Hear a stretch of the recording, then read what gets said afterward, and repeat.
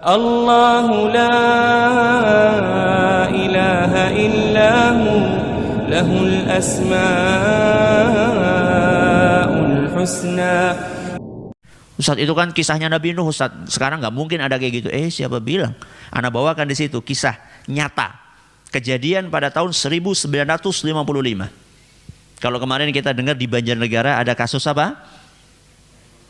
Ada kasus tanah longsor.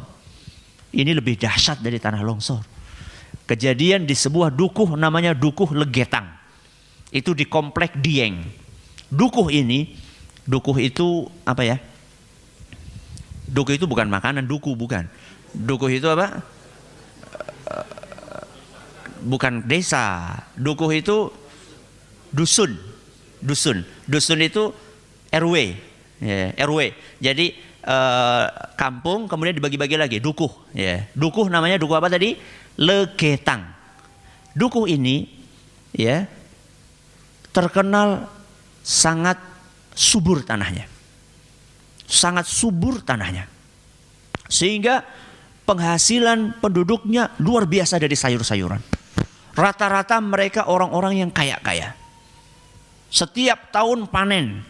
Di tempat lain nggak panen, di situ panen. Di tempat lain panennya dikit, di situ banyak. Di tempat lain kualitasnya jelek, di situ baik. Itu dukuh, namanya Dukuh Legetang. Akan tetapi subhanallah, berbagai kucuran nikmat dari Allah tersebut tidak membuat mereka bersyukur kepada Allah. Semakin banyak dikasih nikmat, justru mereka semakin tenggelam di dalam maksiat kepada Allah. Hati-hati. Banyak di antara kita ketika dulu masih punya motor, masih rajin ke masjid. Begitu dapat mobil, ke masjid mulai jarang. Ketika dapat kereta, nggak pernah ke masjid lagi. Ya, hati-hati. Orang-orang yang seperti itu, hati-hati. Makanya orang-orang Dukuh Legetang, ketika mereka mendapatkan nikmat dari Allah, bukannya semakin taat kepada Allah, semakin banyak maksiat. Yang namanya judi, perzinaan, bahkan sampai zina dengan ibu mereka sendiri. Na'udzubillahi min dzalik. Dan setiap malam selalu mereka nanggap lengger. Nanggap itu mengadakan. Ya, lengger itu kayak kuda lumping. Dan yang main itu cewek. Dan akhir-akhirnya zina. Setiap malam seperti itu. Sampai datang tanggal 17 April 1955. Berapa? 17 April 1955. Malam hari itu hujan lebat sekali. Petir sana sini. Gak ada orang yang berani keluar dari rumah. Akan tetapi penduduk desa Legetang, dusun Legetang tetap berbuat maksiat. Tetap minum, tetap judi, tetap zina. Sampai lewat pertengahan malam. Ketika lewat pertengahan malam, hujan berhenti. Sunyi senyap. Tiba-tiba terdengar suara boom.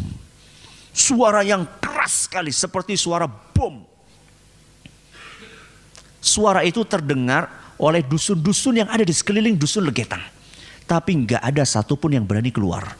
Karena suasananya dingin, gelap, sepi. Setelah itu nggak ada suara apa-apa.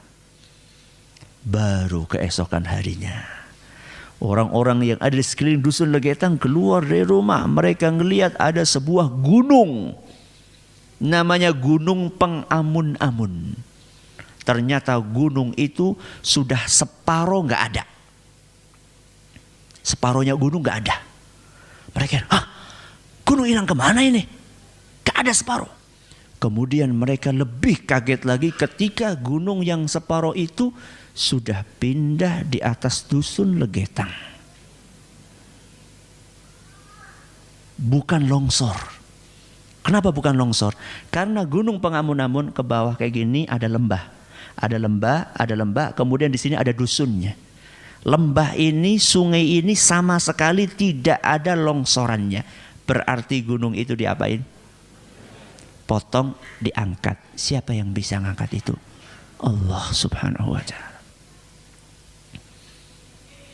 Maka kalau kita sudah tinggal di suatu komunitas, isinya di situ maksiat, dan tidak ada yang mengingkari maksiat tersebut, siap-siap. Siap-siap apa Ustaz? Pindah cepat-cepat. Ya, kalau nggak ada yang mengingkari lagi. Tapi kalau masih ada yang mengingkari, berterima kasihlah kepada orang-orang yang mengingkari tersebut. Berterima kasihlah kepada orang-orang yang mau beristighfar kepada Allah. Walaupun dia orang miskin. Bisa jadi azab tidak Allah jatuhkan ke negeri kita ini. Walaupun yang namanya kemaksiatan di negeri kita banyak sekali. Bukan hanya kemaksiatan, kemusyrikan, kekufuran di negeri kita. Mungkin Allah belum jatuhkan azab kepada negeri kita ini secara umum. Mungkin karena ada di antara hamba-hamba Allah yang masih duduk bersimpuh, beristighfar kepada Allah, sehingga Allah belas kasihan kepada negeri kita.